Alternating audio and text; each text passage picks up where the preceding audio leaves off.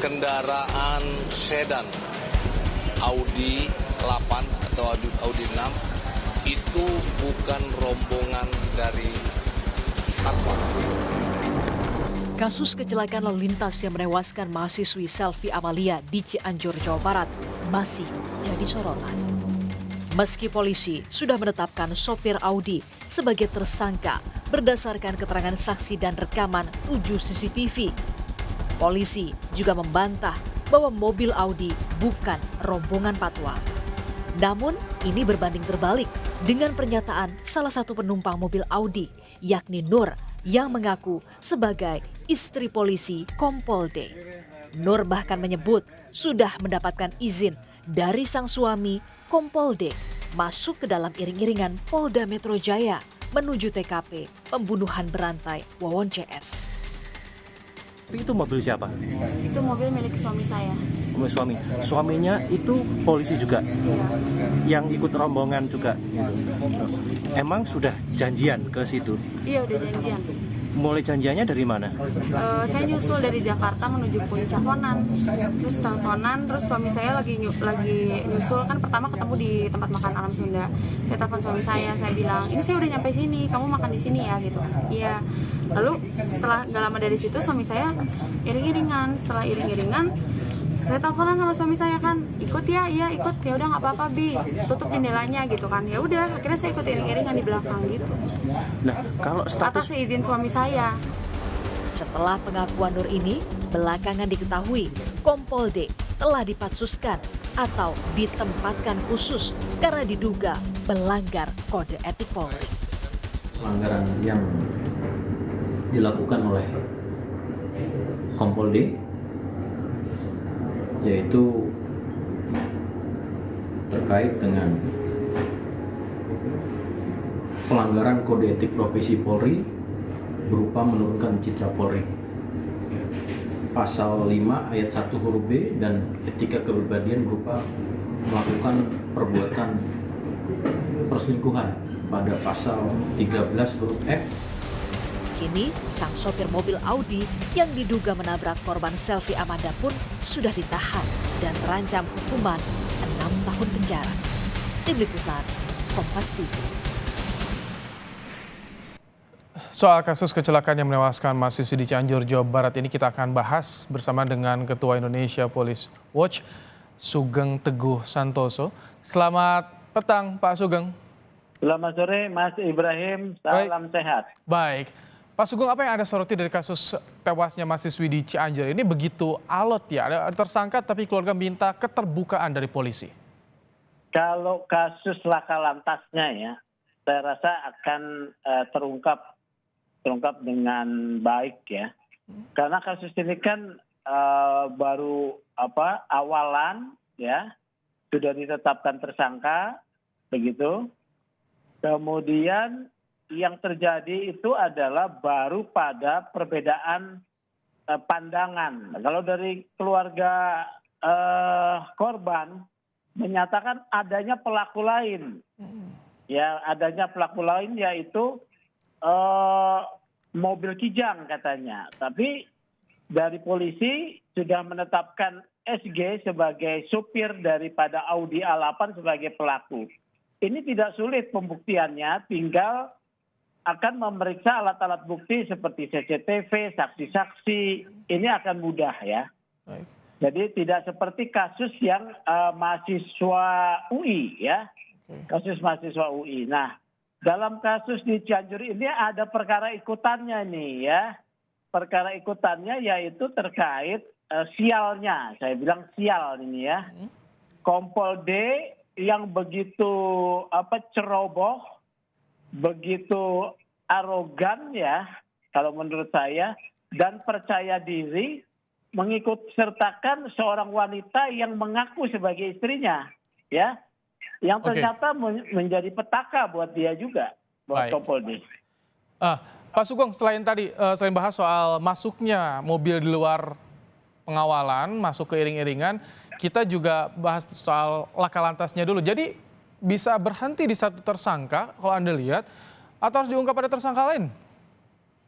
Kalau laka lantas itu kan sebab kematiannya kalau dia hanya terlindas oleh tertabrak atau terlindas oleh mobil Audi ya tidak ada tersangka lain, gitu ya. Kecuali bisa dibuktikan melalui CCTV setelah terlindas mobil Audi ada lagi mobil lain yang melanggar. Nah ini perlu pembuktian. Karena kami tim liputan Kompas TV sempat juga mewawancarai warga sekitar, ada yang menyebut mobil Audi melewat setelah kecelakaan. Terus sopir juga bilang pernah dicek sama warga soal kondisi bodi mobilnya. Karena kan ceper itu secara logika mungkin akan terasa ketika menabrak sesuatu, Pak Sugeng. Keterangan itu nanti kita serahkan pada polisi ya. Polisi kan memiliki satu teknis pembuktian ya, mekanisme pembuktian yang bisa menunjuk. Kalau sudah menetapkan supir SG sebagai tersangka, kemudian menyita mobil, itu artinya sudah cukup bukti. Ada minimal 2 alat bukti, ya, 2 alat bukti yang menunjukkan SG yang menabrak, gitu ya.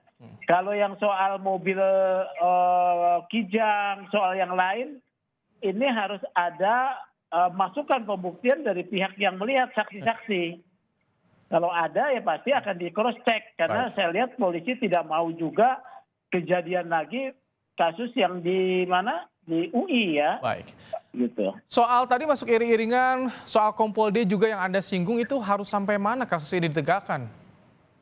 Nah begini ya, ini Kompol D ini saya bilang tadi ceroboh, arogan, percaya diri dalam arti dia itu melakukan pelanggaran tetapi dia lakukan secara terbuka, mungkin di teman-temannya tahu ya, karena itu kan rombongan polisi.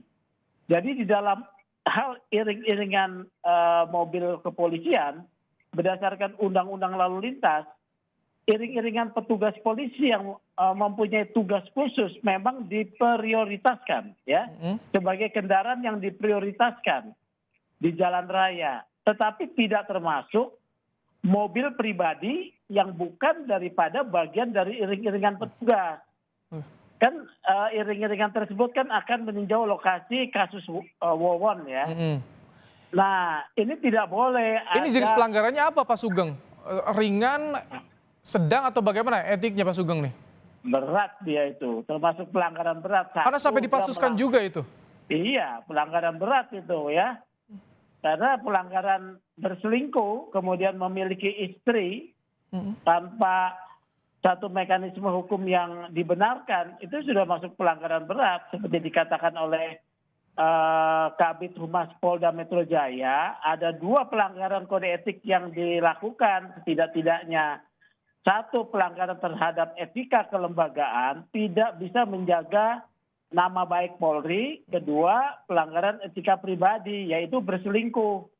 Ada lagi pelanggaran lain ya, kalau ini berselingkuh itu ada ketentuan dalam KUH pidana pasal 284 itu overspelled ya, atau perzinahan ya. Itu tindak pidana ya. Kalau ini kendaraannya perlu ditelusuri nggak kepemilikan? Harus. Nah ini begini ya, IPW sering mendapatkan pengaduan, beberapa kali mendapat pengaduan. Nah harus dicek terkait ini miliknya Kompol D atau barang sitaan. Ya, beberapa kali IPW mendapatkan pengaduan dari masyarakat bahwa mobilnya yang disita oleh polisi itu kemudian digunakan oleh polisi. Padahal itu barang sitaan. Nah ini harus dicek ini barang sitaan atau bukan.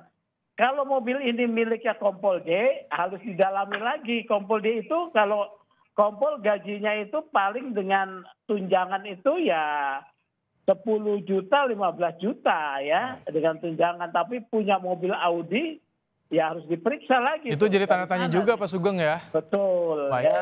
Kalau ini kehadiran penumpang tadi yang perempuan artinya harus diperiksa lagi untuk bisa mengungkap kasus utama dan kasus yang ikutannya tadi Pak Sugeng. Sudah mengaku, kan dia mengaku sebagai istri. Walaupun kepolisian membantah bahwa itu adalah teman dekat, ini kan soal dua perspektif yang berbeda. Kalau perempuan tersebut mengaku sebagai istri, menurut saya sudah benar, mungkin sebagai istri siri. Tetapi kalau institusi kepolisian kan tidak mengenal namanya istri siri, karena yang terdaftar di dalam daftar resmi yang tercatat di kelembagaan kan adalah istri yang dinikahkan secara sah dan juga anak-anak yang akan mendapatkan tunjangan secara sah dari keuangan negara dalam bentuk gaji dan tunjangan. Baik. Jadi sekali lagi soal harta kekayaan ini harus ditelusuri juga ya. Betul ya, harus didalami nih ya. Baik. Jadi begitu. Terima kasih Pak Sugeng Teguh Santoso, Ketua Indonesia Police Watch, telah menyampaikan pandangannya dalam program Kompas Petang sore hari ini. Terima kasih.